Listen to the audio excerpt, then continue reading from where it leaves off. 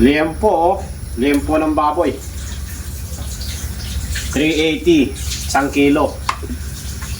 Bihira lang tayo magbaboy ngayon kasi nga sobrang mahal. Diba? Ito, bumili din ako ng atay ng baboy. Siyempre, ikikilaw natin to. Sarap kasi pag kinikilaw. Meron din akong isdang bato. Isdang bato to. Oh. Isdang bato. Oh, diba? Isdang bato ba to? O isdang dagat? Pag isdang bato, isdang dagat yan. Isdang dagat. Bakit kaya ang mahal yan? 80 yan, bili ko, 3 peraso. Tapos ito naman, yung danggit. Ito yung ginagawang danggit, no? Yan. Oh, yan, oh. Isdang dagat lahat yan, ano? Sarap sa sa paksiw, kaya bumili ako ng ganito. Meron akong nabili sa sa Taytay. Ay sa sa Tagaytay. Nag-drop ako ng pasero doon.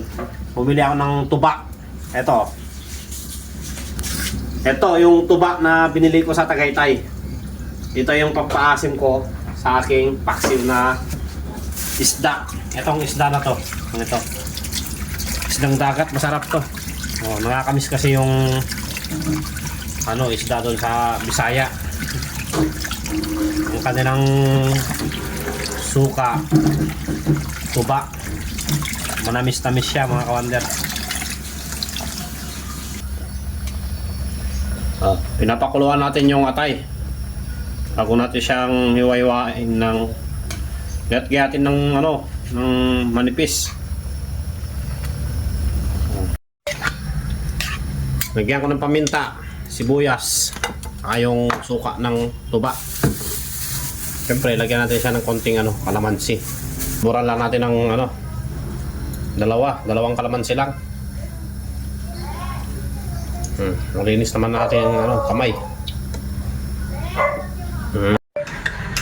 Oh, kain na. Ito yung aking almusal ngayon. Sarap ah. Yan, inilaw na okay. Tabi mo.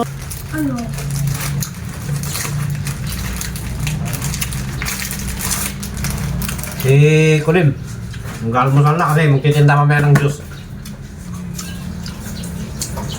Ayaw niya nang mag-almusal ng kanin. Ito yung biskuit saka ang gatas. Kaya muna ako.